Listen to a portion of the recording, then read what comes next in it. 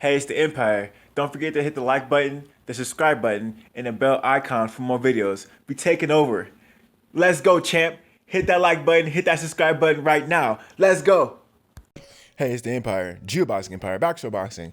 Now, man, wild stuff, man. The heavyweight division is always the division of note, man. The division that everyone pays attention to, the division that legends are made in. And one of the legends, one of the GOATs who went up to heavyweight and changed the game was Roy Jones Jr., man. And that being said, man, Roy Jones Jr., a phenomenal fighter, great advocate for the sport. And, recently he watched one of his countrymen, Alexander Povetkin, fight Dillian White.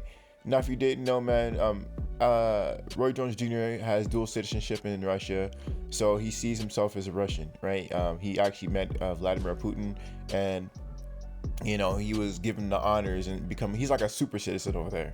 Roy Jones Jr. is like, he's more than just a celebrity over there. He's a walking legend. I don't know what it is, but a lot of foreign countries that have problems with America like to get black celebrities and prop them up as a FU to America. Funny stuff, right? Think of Dennis Rodman versus Dennis Rodman. Think of Dennis Rodman and Kim Jong-un, right? He went over there and sung happy birthday to him. America lost their shit, man. They lost their shit. But no one really trashed Roy Jones Jr. for some reason. Don't know why. But that's besides the point.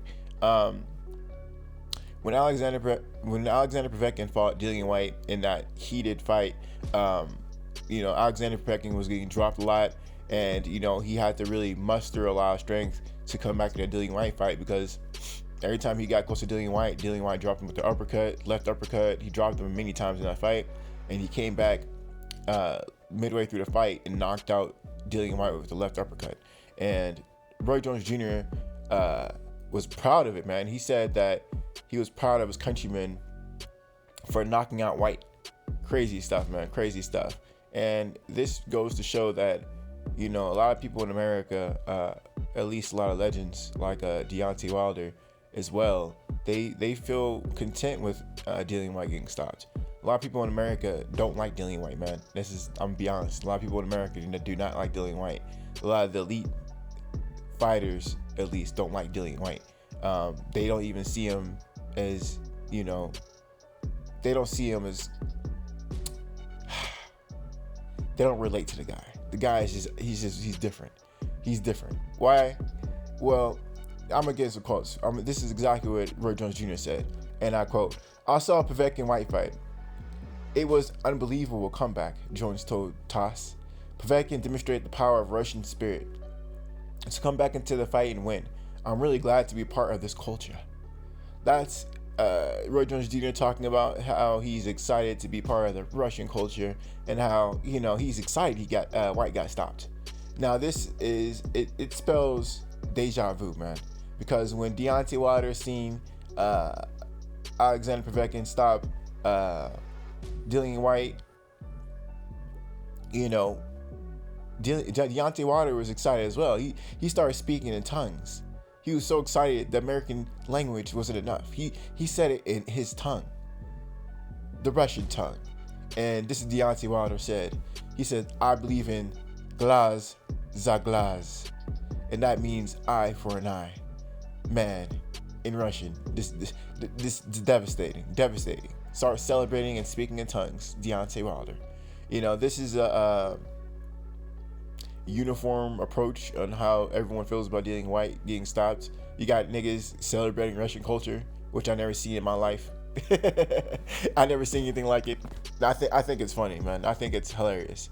That being said, one could only imagine that someone like Roy Jones Jr. or Deontay Wilder, what if he shows up in a weigh-in, or what if he just shows up, period, in an Alexander Povetkin fight? What if Deontay Wilder walks in Alexander Povetkin? Then what? Or Roy Jones Jr. or both.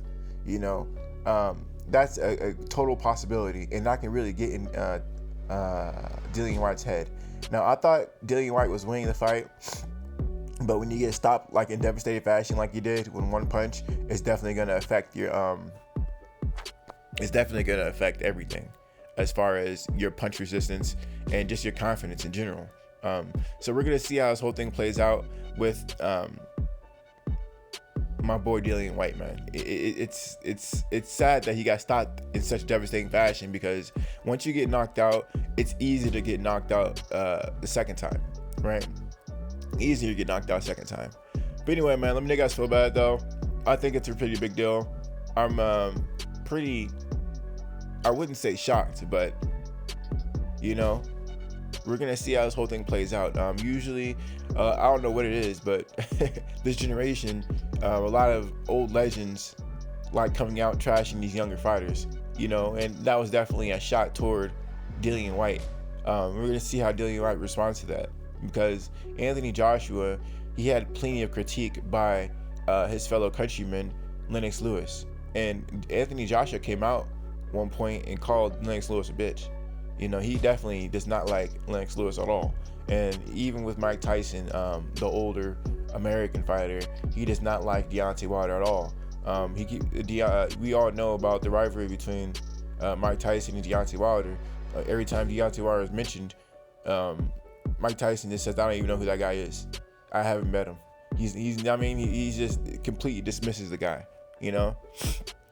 So that being said, man, you know, these old fighters beefing with these young fighters, man, especially these old goats, that's definitely a thing in boxing. But you know, these days it seems like you can actually get that work from these old guys, right? Like I said earlier, Roy Jones Jr., he's still fighting.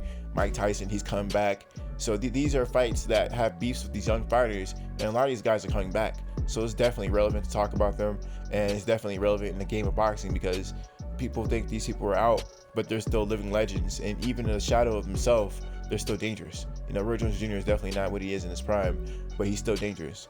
Mike Tyson definitely is not what he is in his prime, but we know he's still Mike Tyson. He's still dangerous, you know? There's no doubt about it. If Mike Tyson came back today, and he fought any of the heavyweight champions, people would be talking about it. The odds would be extremely close, and a lot of people would be rocking with Mike Tyson just based off his aura from like 20 plus years ago. You know what I mean? It's mind-boggling stuff. But anyway, let me know how you guys feel about it, man. Mike Tyson rocking with Alexander Povetkin, man. He likes that Russian spirit. He sees him as his countryman. Wild stuff, man. I wouldn't be surprised if Putin says, man, you gotta walk this guy in the ring next fight. You got this citizenship, you're gonna have to walk this guy in the ring. You know, wouldn't doubt it. But could Deontay Wilder hop in too, join him? Who knows? What I do know is this fight is gonna happen before the Tyson Fury Deontay Wilder 3 fight. So Deontay Wilder definitely can be there as well. You know, even in the crowd. That definitely hype things up for sure. Anyway, man, let me know how you guys feel about it though. Like, comment, subscribe. This is the Empire. Geoboxing Empire. Peace. Geoboxing Empire.